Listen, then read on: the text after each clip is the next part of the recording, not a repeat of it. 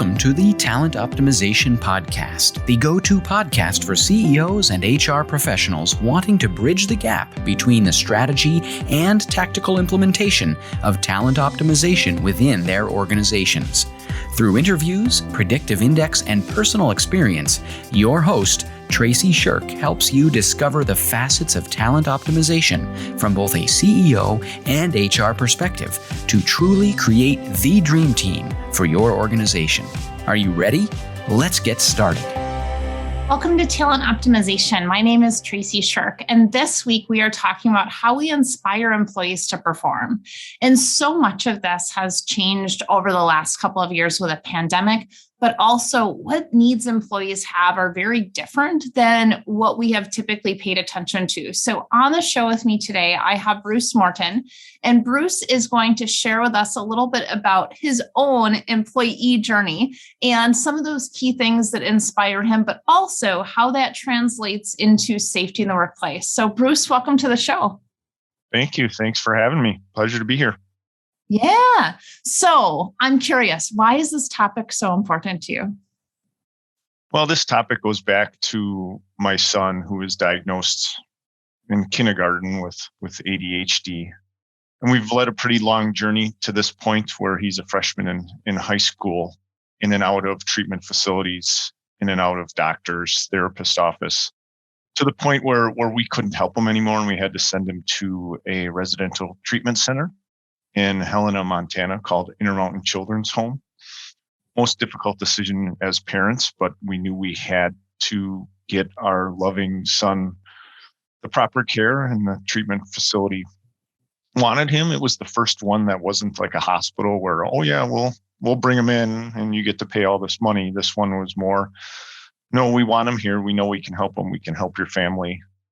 So he was there for 15 months. We went and visited him a whole bunch of times, fell in love with Montana, fell in love with the therapist, Ashley, that we still talk to, that my wife still snaps, that, she just had a newborn baby, that we talk about going back when, we can, but we did a lot of work with them still to this day, just over Zoom with the parents, with the teams, and keep in contact with them. And he's 14. He's in high school. He's excellent. He's on one medication only. So the journey brought us to where we want to be. So now we just have normal teenage kid problems, boy problems, and not mental health issues. So, I figured my journey would be a good one to share with others who might be going through a rough time or might be starting and need to get help and can see that there is encouragement out there and we can have good stories versus all the bad stuff we've been hearing.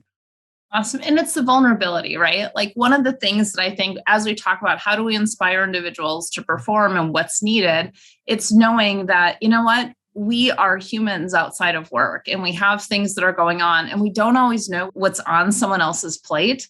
But to really create that culture and that environment where we're curious about that, but also to ensure that we're providing the support that's needed so individuals are in a safe workplace. And so much of this has become destigmatized over time, but yet there's still certain environments that I walk in and it's like, oh my gosh, there's such a strong stigma. So how do you really create a stigma-free culture, reducing the stigma of mental health in the workplace? Yeah, I like that you use the word vulnerable. There's the 3 V's: be visible, be vulnerable, and bring value. And that's that value piece that you're talking about. Moving that needle, especially in some male-dominated areas like construction, which is what I mainly work in, and trucking as well. What we've been doing is just slowly kind of incorporating it into the day-to-day activities. So whether that, like at my office, my door is shut, but we gave people National Alliance for Mental Illness posters, and they could pick them up in the break room and put them on their door. I also put words of encouragement up there, and that I'm open to talk about it. Mm-hmm. So someone would feel that they could come into my office. So we did that option. We've also did the personality tests so that we know how to talk or how that person wants to communicate. It takes so many repetitions for it to sink in to our heads and to know how to talk about it. So that supervisory training has been the top of the list for a lot of my companies. So whether it be mental health first aid training, QPR, which is question, persuade, refer, which is a suicide prevention training that NAMI does. And then through our wellness consultants, just continuing to feed that information out. And then with our big net that we can cast, we just continue to send that out to these companies so that they can send them out. Something as simple as a little poster in the break room or employee assistance program information, and bringing it up in every management meeting. So safety, yes, we know is number one. We've heard the adage, but 1B has to be that mental health to get that tick to move. The class I did this morning, one of the supervisors jumped in and shared his story, which is unbelievably rewarding. He didn't have to do that. Now all of those supervisors that didn't know it do know it, but just that one would hope to encourage to do that, and that information getting back to, upper management or HR. And they're like, oh, I think we should really do more of this. And it's really spreading into the community. I know, NAMI does push stuff out into the community. So we're going to actually partner with them through my nonprofit, which I started, which is Wisconsin Construction Wellness Community. Our first partnership is going to be for their Blue Jean Bingo. So you come, you have a fish fry, you drink some beer, you play bingo, but there's also auctions, and then they do videos and stories and people talk about it. So it's a community event, and it doesn't look like it's for mental health, but it is. That's how good they are. Just like the facility my son stayed at, my daughter goes to one of her first therapies, and she comes back, oh yeah, Dad, we just played game. And the counselor looks over at me and he goes, no, we did therapy the whole time.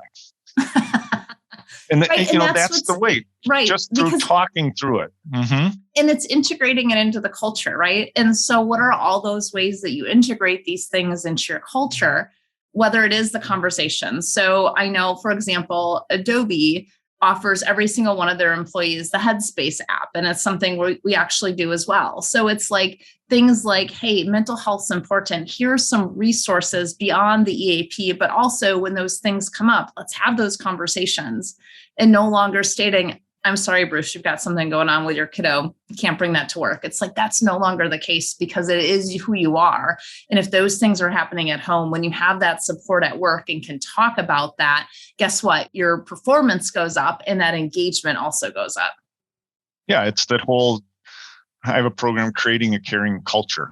It's kind of corny. I need a newer title, but it's the truth. I've talked with coworkers and I've talked with team members throughout the region. And the more you care about them as a person, as a human, the more likely they are to work hard for you or work with you or do a favor for you. And then you return that favor. We're doing that regionally.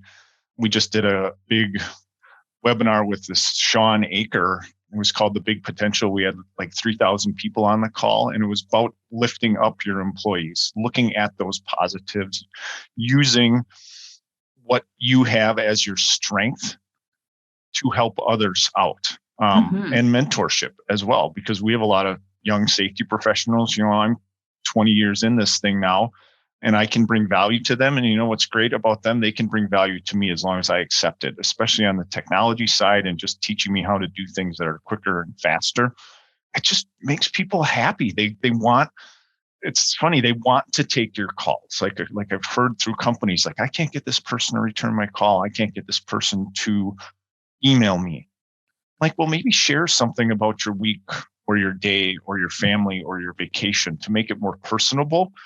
And then when they see your name pop up, maybe they do want to talk to you or about work or about what you talk to them about. Because if we don't know anything about them, it's really hard to have that further conversation or gain that trust. Right. Not saying that everybody has to go on podcasts and talk about their mental health journey. I tell people that all the time, but sometimes it's just listening, and then you're bringing them into that circle of trust. And then if you have something to give them, a referral or something like that, great. And then just please follow up. However that is with that person, ask them, can I text you? Can I email you? Can I give you a phone call? What would you like?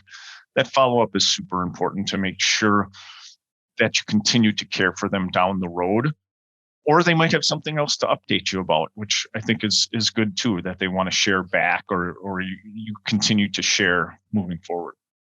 Absolutely. And just this idea of It's the common sense. It's what does another person need? And you talked about the personality assessments. We use predictive index, right? It's really how does a person need to be communicated with, and asking the question and then honoring who that person is, right? Because it's no longer that golden rule of treat others the way you want to be treated. It's treat others the way they want to be treated as that platinum rule, and really baking that into the culture. So thank you so much for sharing that behavioral health initiative that you're working on. And then, one of those things that, I'd love to hear from you is how do you take care of your own mental health, knowing that there's so many things happening both at work and, and at home, because you're the guy that, like, when OSHA shows up, you get the call that says OSHA's here. And I've been on the other end of this call where I'm like, hey, Bruce, OSHA's here. What do I do? You're like, just talk to him and don't let him in the building. I'll be right there. Yeah, it was years. I had a great mentor, Hap Bigsley, who trained me through a lot of that stuff. And I had a lot of great employees work for me. The class I did this morning was for an ex-employee that he's a safety director of a big company. It's been a lot of learning, a lot of, reading books and taking seminars and classes that people necessarily looked at me like, why would you be taking those classes? You're a safety professional. I said, yeah, but a lot of it is personalities. You have to be able to communicate with whomever that person is and whatever industry they are in, especially when it comes down to the sales side of things. You have to be personable when you do that. But for me and my wife, unfortunately, it's about planning. We plan our food. We plan our workouts. I put it in the calendar. People look at us and they're like, how can you do that? I'm like, that helps me knowing what I need to do, helps me knowing where I need to go, what I need to get done. And I'll tell you, when the gyms closed down, I was like, what am I going to do? I don't know what to do. And my wife's like, all right. MMA gave us an app. So we used this app for a while. Then they got rid of that after 60 days.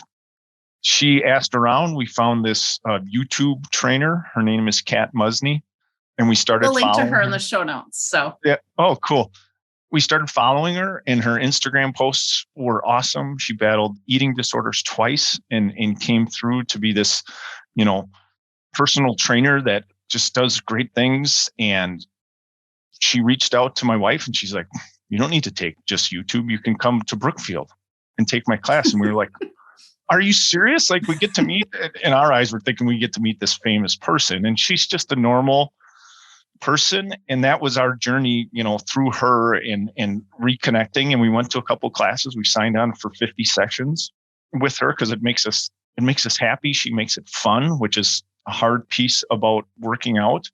And a great story with her, I brought her to my little wellness community to talk to us risk professionals about what we should be doing. Because we're always helping, right? You're the same in the HR role, but we need to help ourselves. And she did a great job. We did a little meditation. She made us uncomfortable. We had to write down 5 things we like about ourselves, which is always the So what are your 5 things, Bruce? I can't remember, man. You can't come up with 5?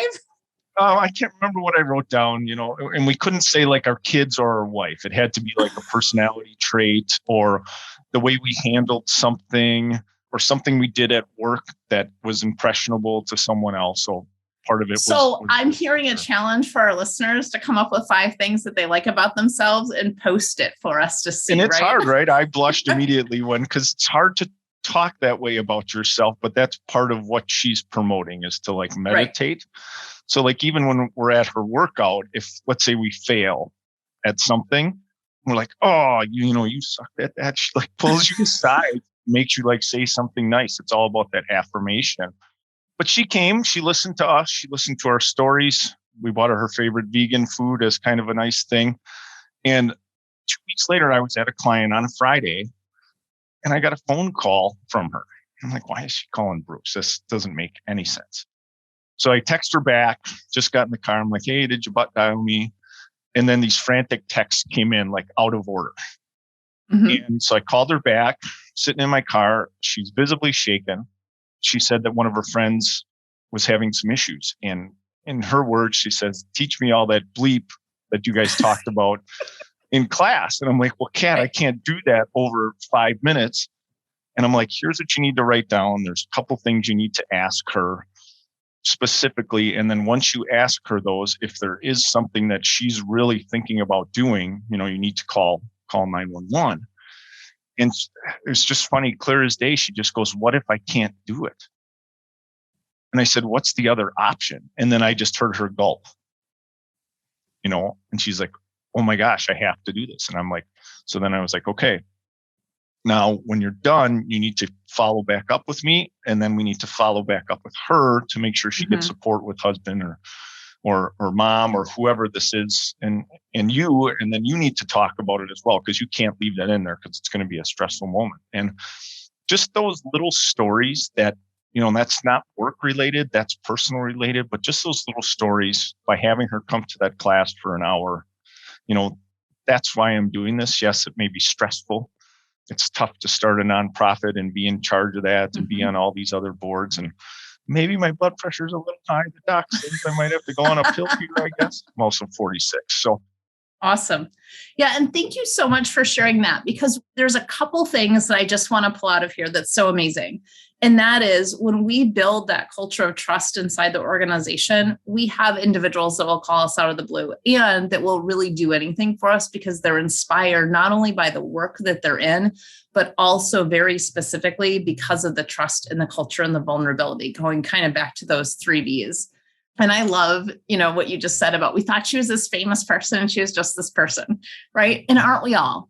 And you know what? We never know what is on someone else's plate. And taking the time to know that. One of the things I've loved about the last 2 years of COVID is with Zoom, I can see kiddos. I know what cats like the screen and the name of the cats and the dogs and all the things, right? Because we've been able to connect on a deeper level than you show up here and you're this person here and then you leave, because that's so not true. Yeah, I think we did a great job. We had great initiatives, at least at MMA as a region. We started these little groups, these little columns of specialties that allowed all of our specialties to talk, to check in and share lessons learned. And we've kept them, even though as consultants, we're out on the road, we still break down that 30 minutes, like every other month. And then we do a big one as well with all the initiatives. And it's only made us stronger. Being able to see them as well is great. Certainly, we'd like to get back to doing regional meetings up in Minneapolis, which I hear are supposedly coming again. But throughout the year, we stay in touch. And I was just talking with a colleague down in St. Louis about something. He's got a specialty on mind work, and I had someone that had a question, and just a simple, quick, instant Zoom call, and I had an answer. I would have never known to reach out to him if we weren't doing those little meetings. And it just shows that collaboration and that trust for them to reach back out to you as well. So I think it's great to have that option. I mean, I am more of a face-to-face person, so I still do a majority of that, but doing this saves us time. If I would have had to drive to you or you would have had to drive to me, also save some time so we can be just as efficient as well. Absolutely. So what is a key takeaway that you have for executives and CEOs listening into our conversation today about really how do you integrate, mental health into the organization, because it has such an impact on employees? Yeah, you have to find a way to start a conversation, whether that be at a safety meeting, whether that be a toolbox talk, whether that be simply sending out a link, sending out the EAP information, and then start that conversation in those meetings. Simple as, checking in. Are you okay? How is your workload going? What's happening with the family? What's new and exciting? That engagement is so important, but it has to be repeated. With my construction sites, what I did is the University of Missouri gives out these hard hat stickers, magnets, and these little coins. And I don't know if I have one in my bag anymore. So Sneaky Bruce would just go out to these job sites and leave these things in the trailer, like not tell them that they're in the trailer. And I got some of my other colleagues to do it as well. So then you come back the next time, they're like, "Hey, you left this coin or this thing. What is all this about?" Well, then you get to have a conversation with them. One great story. I was with Superintendent Dan at a job in Wauwatosa, and I had left one there, and him and I sat down to eat our lunch because there was a microwave and I like to eat hot lunch. And so we just started talking about it, and people started coming in the trailer, but nobody left. Like normally you come in, you get your answer, you leave. That's Right, construction, right? Come on, get up. Yeah. They just started coming in and nobody left. For like 15 minutes, they all sat there and were like, And they didn't talk a lot, but you could tell they were engaged. Right. And then finally, I had to go. So I left the conversation, and he texted me later that he walked around the job and people were talking about it throughout the job. So just that little piece, getting that ball rolling, and specifically in construction, we know it's hard and the numbers are staggering. Even if they have care, less than 50% are going to get care. And then only 20% of that 50% will do it, enough to get help. And with the suicide rate in construction being so high, 5 times more than any other industry right now, we're really trying to push that needle and get those percentages to go up and not make those people feel like it's a weakness. And we want to give them more than the one option. So it's great. We have the virtual, we have the in-person, we have online stuff. There's so many resources. There's funny stuff. There's serious things, but we're also trying to tie it back to that physical well-being. So we're partnering with physical therapy companies that can offer on-site help. Maybe they don't want to go get it. Maybe a therapist comes on site, physical therapist comes on site to help. We're also partnering with companies who do it virtually, which is an absolute great option. We've partnered MMA to do that. So you can do this way with Zoom, or if you're a self-starter, they can send you like a packet and then you can do it on your own, which would be more what I would want to do. Like I've been having some hip pain lately, so I'm thinking about jumping on their app and seeing if they have some other stretches for me to do, because, my hip hurts. I've been up and down. Our resource lady is like, Molly's like, why do you keep going by my office? I'm like, well, my hip hurts, so I have to keep getting up and down. But that physical pain, I feel it today. So am I as sharp mentally? I'm not sure, but if it's severe enough, you're not going to be. So that's where that safety and risk and mental health all come together as one, and we kind of have to meld them together. So we try to teach people that, we think of first aid, like rendering first aid for a hand injury or a cut. It's the same with mental health, and there's mental health first aid training. You don't necessarily have to take the 8-hour class. There's a 2-hour class. The QPR is an hour and a half. I have classes that are 50 minutes long. So does all of our wellness team. We have to think of it that way. And that's the destigmatizing factor. First aid is first aid, no matter if it's physical or mental. I love it, especially because so much of that physical pain, and you said it leads into the mental health issues, but it leads into depression. And then you're just in a downward cycle versus moving it into an upward cycle. And what's a takeaway that you have for HR professionals listening in? Just really continue to get the information out there, and we have to share success stories. Absolutely. And of course we need permission, and we want to, but if we can get one employee to stand up in a meeting and say they used X or did X or their family did this, and that it was a positive versus always looking at the negatives, that's where we've really been seeing traction. Now, as our little group, the 8 or 10 or 12 of us, that it's an excuse to get together and have lunch, or sometimes we do happy hours, I will admit. There's nothing wrong with a good happy hour, right? In there. Yeah, I brought it in my lunch cooler, a couple beers. Now that's like my business card that says, what you do when an employee has vodka in their water bottles. So, we're on a different topic now. Yeah, but it's just been good to share those successes. And then what's nice is they take those back to their companies and share them with their companies. And then it just starts rolling downhill. You can hear it throughout the industries. And I can hear it even at my office and, on my LinkedIn page. And people are looking at that and like, maybe we should be doing, what should we be doing? So, all those resources that are out there are free, and just like sending a new one out so people take a look at it and starting that conversation. And it seems to be working. I've heard nothing but positives. Certainly there is negatives out there, but we have to try to flip them into a positive, because we're trying to build everybody up, and we don't want to watch the news and then doom and gloom. Everybody's worried about driving yesterday, and I drove to the office and I'm like, isn't this just Wisconsin? Like, However, the parking lots were really bad. They were. My driveway was horrible. I had to hand scrape it because the kids didn't get out there early enough. Yeah. So when I got home at 3, I had to hand scrape the whole thing. Yeah, I was not happy. So if you're listening from somewhere other than Wisconsin, in Wisconsin yesterday, we had slushies all day long. So it just rained ice and slushies all day. So it was really fun. So all the kiddos were home, which was also very fun as well. So one of the things I will say as we start to kind of wrap up here is if you're on LinkedIn, follow Bruce because his posts are, one, they're hilarious, they're inspirational, but they really have you think about how do we do this in a different way. And if you are interested in connecting with Bruce at all, it's Bruce Morton. He's a senior loss control consultant with Marsh McLennan Agency. And then also his nonprofit is Wisconsin Construction Wellness Community. And we will have both of those linked in the show notes. And, Bruce, I just want to thank you so much because, in all of this, you really hit on the importance of destigmatizing what this is. And for those of you listening, and Bruce and I worked together probably 15 years ago? It was probably 15 years ago. Yeah. And it was my first HR manager role. And I had a situation where I had an individual pull out a gun on my boys and myself. They were 3 and 5 at the time.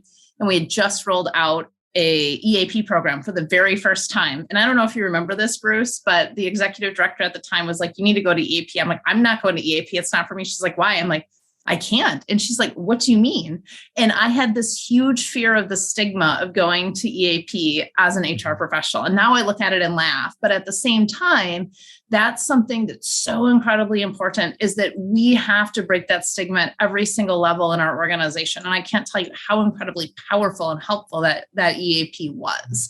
So I just kind of want to name that as we talk about that stigma, because if we see that stigma at whatever seat we're in, guess what? It's every employee is going to see that as well. The great news is the EAP program took off after that because I started to tell that story. So yeah, that's the homework for anybody listening to this. They have to go find whoever has that EAP information. They need to look it up, share it with at least one person in our organization, and use one of the services. And then they should report back to that person who they got it from. I think that's great. And sometimes it's a little harder to find than not. Our office has been great with it, but I've talked to a lot of other people that they don't even have it posted on the bulletin board. That's something simple to do as well. It's there. Someone can take a picture of it. Someone can screenshot it and then save it on their phone. So if they do need it, like the QPR Not Me training, I have that crisis management numbers in both of my phones. Yep. Because if it's a bad situation, you may not remember the numbers, the 211 or the National Suicide Prevention Hotline number. You're not going to know that off the top of your head. So it's there for you to use to at least make the call. So just like first aid training, if you do nothing at all, still make the call, get someone the help that they might need or authorities to make sure that they can de-escalate what's going on.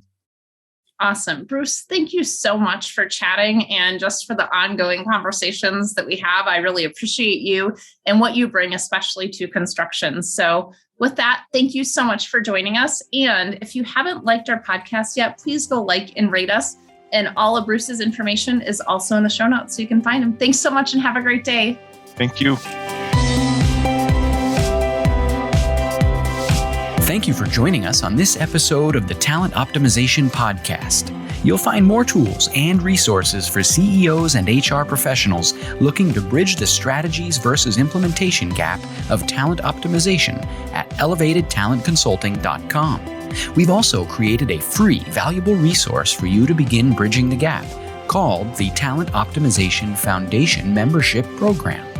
You can access it for free at elevatedtalentconsulting.com/foundation. Be sure to tune in next week for another episode to learn more about talent optimization and creating a dream team for your organization.